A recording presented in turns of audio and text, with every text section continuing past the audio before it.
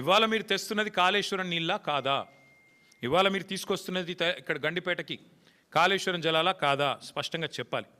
ప్రతిపక్షంలో ఉన్నప్పటి నుంచి ఈరోజు దాకా కాళేశ్వరాన్ని విఫల ప్రాజెక్టుగా చిత్రీకరించే ప్రయత్నం చేసినందుకు, చేసి కూడా ఫెయిల్ అయినందుకు, దాని మీద కమిషన్లు వేసి కూడా అట్టర్ ఫ్లాప్ అయినందుకు, మళ్ళీ ఇవాళ సిబిఐ ఎంక్వైరీ పేరిట మోసం చేయబోతున్నందుకు ముందుగా ముఖ్యమంత్రి గారు ఈ రాష్ట్ర ప్రజలకు క్షమాపణ చెప్పాలని చెప్పి మేము డిమాండ్ చేస్తూ ఉన్నాం. ఎందుకంటే ఎంత అరాచకమైన, ఎంత నికృష్టమైన బుద్ధి ఉన్నవాడైనా సరే ఇంత దిగజారుడు పని చేయరు. సొంత రాష్ట్రాన్ని తులనాడే పని, ప్రజల సొమ్ముతో కట్టిన ప్రాజెక్టును విఫల ప్రాజెక్టుగా చిత్రీకరించే పని చేయరు. కానీ ముఖ్యమంత్రి గారు ఆ ప్రయత్నం చేస్తూ ఉన్నారు.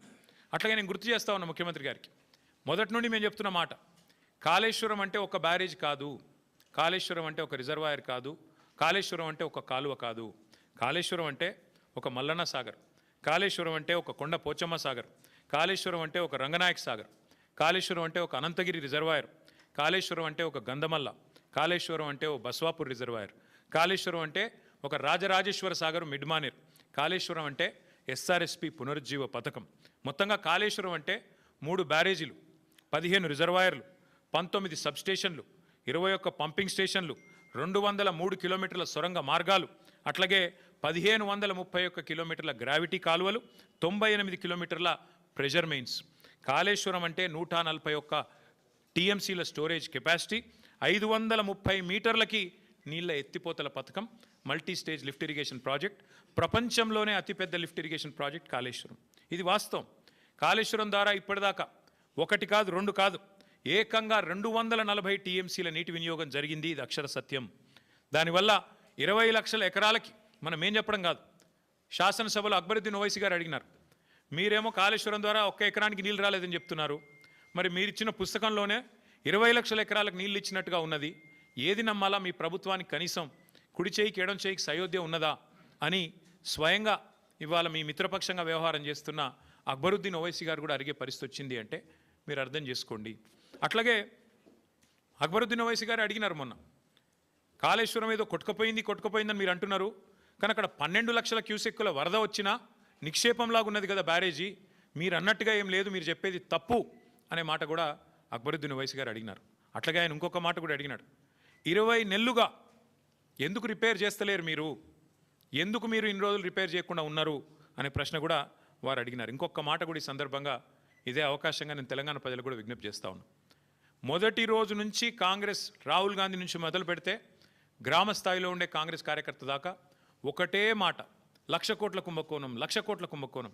చివరికి వాళ్ళ పిల్లనిచ్చిన మామ రేవంత్ రెడ్డి గారికి, పద్మారెడ్డి గారు, ఆయన చెప్పారు 94,000 కోట్లు ఖర్చు అయిన ప్రాజెక్టులో ఒకవైపు నీళ్లు కనబడుతుంటే 94,000 కోట్ల ఖర్చైన ప్రాజెక్టులో 1,00,000 కోట్ల కుంభకోణం ఎట్లా జరుగుతుందండి, ఇది రాజకీయ ఆరోపణ తప్ప ఇంకోటి కాదు అని పిల్లనిచ్చిన మామ కూడా నవ్వుతూ కొట్టిపాడేసినా కూడా ఇంకా ముఖ్యమంత్రి గారి బుద్ధి మాత్రం మారడం లేదు.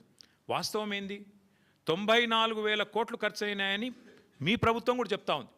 బీఆర్ఎస్ ప్రభుత్వం ఉన్నప్పుడు కాళేశ్వరం ప్రాజెక్టు కోసం 93,769 కోట్లు, దాదాపుగా రౌండ్ ఆఫ్ చేస్తే 94,000 కోట్లు ఖర్చు అయినాయని మీ ప్రభుత్వం చెప్పింది. అందులో మేడిగడ్డ బ్యారేజ్ ఖర్చు ఎంత? 4,000 కోట్లు. 4,000 కోట్లలో మన హరీష్ రావు గారు వివరంగా చెప్పినారు. ఏది శాసనసభలో 4,000 కోట్లలో భూసేకరణకు ఎంత అయింది, రిటైనింగ్ వాల్స్ కన్స్ట్రక్షన్కి ఎంత అయింది, ఓన్లీ ఆ బ్యారేజ్ ఏదైతే సిమెంట్ స్ట్రక్చర్ ఉందో దానికి ఎంత అయింది లెక్క తీస్తే మరి 85 పిల్లర్లు ఉండే ఆ బ్యారేజ్ ఖర్చు అయింది 1,500 2,000 కోట్లు. అందులో ఎన్డీఎస్ఏ రిపోర్ట్లు కూడా ఏం చెప్పినారు, కేవలం 7th బ్లాక్ ఒక్కటి పునర్నిర్మాణం చేస్తే చాలు అని చెప్పారు. మరి 7 బ్లాకుల్లో 1 బ్లాక్ దెబ్బతింటే ఆ మొత్తం 7 బ్లాక్లకు 1,500 2,000 కోట్లు ఖర్చు అయింది అనుకుంటే ఒక బ్లాక్ కోసం ఎంత అవుతుంది, 250 300 కోట్లు ఖర్చు అవుతుంది. ఆ 250 300 కోట్లు కూడా ₹1 కూడా ప్రభుత్వం పెట్టే అవసరం లేదు, ₹1 కూడా ప్రజల సొమ్ము వృధా చేసే అవసరం లేదు. ఆ ఏజెన్సీయే నేను కడతానంటూ ముందుకు వచ్చింది. మరి ఇవాళ నేను ముఖ్యమంత్రిని, రాష్ట్ర ప్రభుత్వాన్ని అడుగుతున్నా, ఎక్కడైంది వృధా ప్రజల సొమ్ము? ఆ ఏజెన్సీ మళ్ళీ తిరిగి పునర్నిర్మాణం చేస్తానంటుంటే 2 ఏళ్లుగా దాన్ని పండబెట్టింది మీరు, పడావబెట్టింది మీరు, కిందికి నీళ్ళని తీసుకుపోయి బనకచర్ల కట్టుకోవడానికి ఫెసిలిటేట్ చేస్తున్నది మీరు. ₹1 ప్రజా సొమ్ము కూడా దుర్వినియోగం కాలేదు అని మొదటి నుంచి మేము చెప్తున్న మాట ఇవాళ మళ్ళొక్కసారి రుజువు అవుతా ఉంది. 94,000 కోట్లలో మిగతా అంతా బాగానే ఉంది. అన్ని రిజర్వాయర్లు బాగున్నాయి, పంప్ హౌజులు బాగున్నాయి, సబ్స్టేషన్లు బాగున్నాయి, కాలువలు బాగున్నాయి, సొరంగాలు బాగున్నాయి, అన్నీ బాగానే ఉన్నాయి, అన్నీ నడుస్తున్నాయి. వాళ్ళ నీళ్లు పరవలు దుంకుతున్నాయి. మా వాళ్ళు నిన్నగాక మొన్న అక్కడ పోయి జలాభిషేకాలు కూడా చేసినారు. ఇవన్నీ ఇట్లా ఉంటే 94,000 కోట్లలో 250 కోట్లు మళ్ళీ నష్టం జరిగితే దాన్ని ఆ ఏజెన్సీయే పెట్టుకుంటానని ముందుకొస్తే ఇవాళ 1,00,000 కోట్ల కుంభకోణం అని అబద్ధాలు ప్రచారం చేసినందుకు ముఖ్యమంత్రి రేవంత్ రెడ్డి గారు కాంగ్రెస్ పార్టీ ముక్కు నేలకు రాసి ఈ రాష్ట్ర ప్రజలకు క్షమాపణ చెప్పాలి. ఒకవైపు గోదావరి నీళ్లను వాడుకుంటూ, ఒకవైపు గోదావరి నీళ్లను కాళేశ్వరం ద్వారా వచ్చిన నీళ్లను ఇవాళ హైదరాబాద్లో మూసీకి అనుసంధానం చేస్తున్నామని చెబుతూ, మరొక వైపు ఈ రకంగా చిల్లర ప్రచారం చేస్తున్నందుకు, ఆ కాళేశ్వరాన్ని కేసీఆర్ గారిని బదనాం చేస్తున్నందుకు ముక్కు నేలకు రాసి క్షమాపణ చెప్పాలి అని మేము డిమాండ్ చేస్తూ ఉన్నాం. దీని వెనకాల ఇంకొక ముఖ్యమైన కుంభకోణం కూడా ఉంది. ఇదేదో కొత్త ప్రాజెక్ట్ కాదు. This paper is from 18th May 2023, 18 మే 2023. ఇందులో ఏం రాసిందండి? భాగ్యనగరంలో గలగల గోదావరి. ఇది దేని మీద బేస్ చేసుకొని రాసినారు? 17 మే 2023 నాడు కేబినెట్ సమావేశం జరిగింది పెద్దలు కేసీఆర్ గారి నాయకత్వంలో, ఆయన ముఖ్యమంత్రిగా.